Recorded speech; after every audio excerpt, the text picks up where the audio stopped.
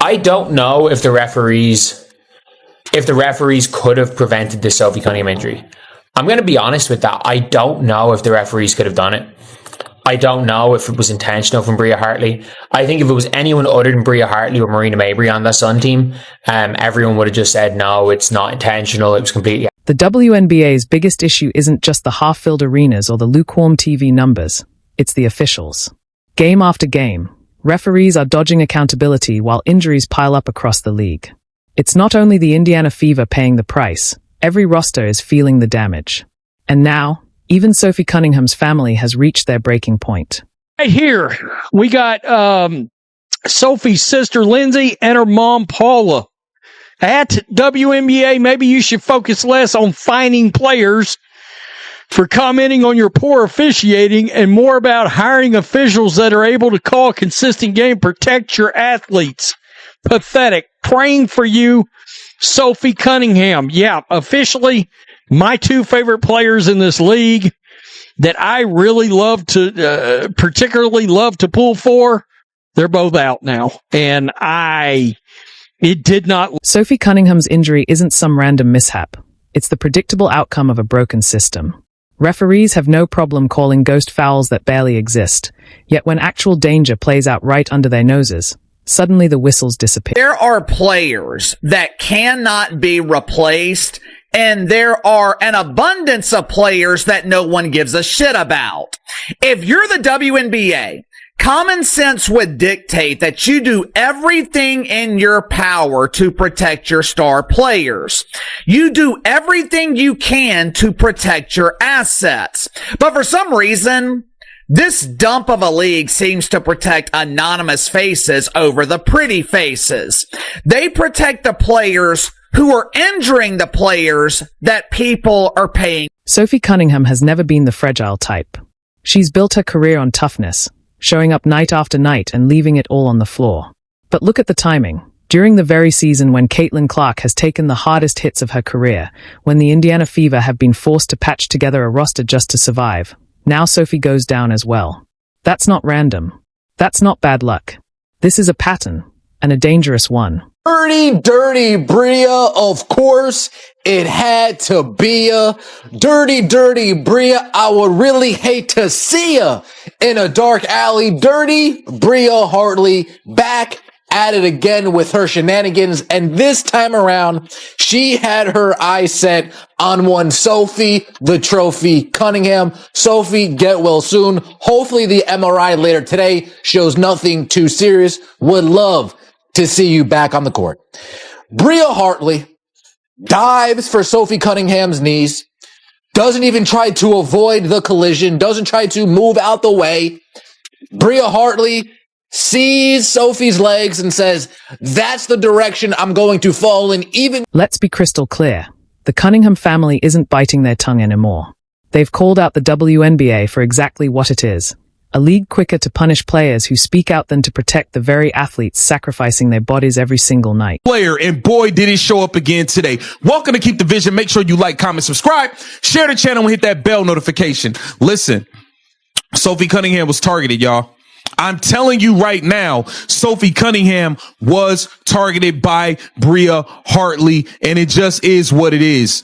It is what it is. I don't want to sit here and play games and act like, you know, she wasn't. She was targeted by Bria Hartley, and that's just the fact of the matter. And people can act like it's not all they want. I told you guys this girl was a dirty player, and that's all she did today was show how dirty. Sophie's sister, Lindsay, absolutely unloaded on social media, tearing into the WNBA with surgical precision. Her message was simple. Instead of fining players for daring to criticize the refs, maybe start hiring officials who can actually call a consistent game and keep athletes safe. Anything less is just pathetic. I think when it comes to Bria Hartley, I don't know if the intent is there, but she's completely reckless. Like, there are some players you can tell the intent is there when they have to go out of their way to I think when it comes to Alyssa Thomas, you can tell when she hits someone hard that the intent is there. You can tell that she wants to hurt maybe not hurt somebody, but she wants to rip them up. Bria Hartley, I don't know. She might just be completely out of control. So That's something like completely reckless is fine. And then Sophie Cunningham's sister. Maybe you should focus less on fining players for commenting on your poor officiating and more about hiring officials that are able to call a consistent game and protect your athletes. Pathetic. Praying for you, so Fowler. If you're enjoying this, make sure to subscribe. What unfolded Sunday against the Connecticut Sun was nothing short of heartbreaking. Sophie Cunningham, the Fever's enforcer, one of the few players on that roster playing with real fire, was holding down the baseline when guard Bria Hartley came storming toward the rim. Hartley, in true fashion, lost control and plowed straight into Cunningham's right knee like a runaway freight train. Sophie collapsed instantly, clutching her leg in agony, tears pouring as Fever staff sprinted to her side. It was devastating to watch.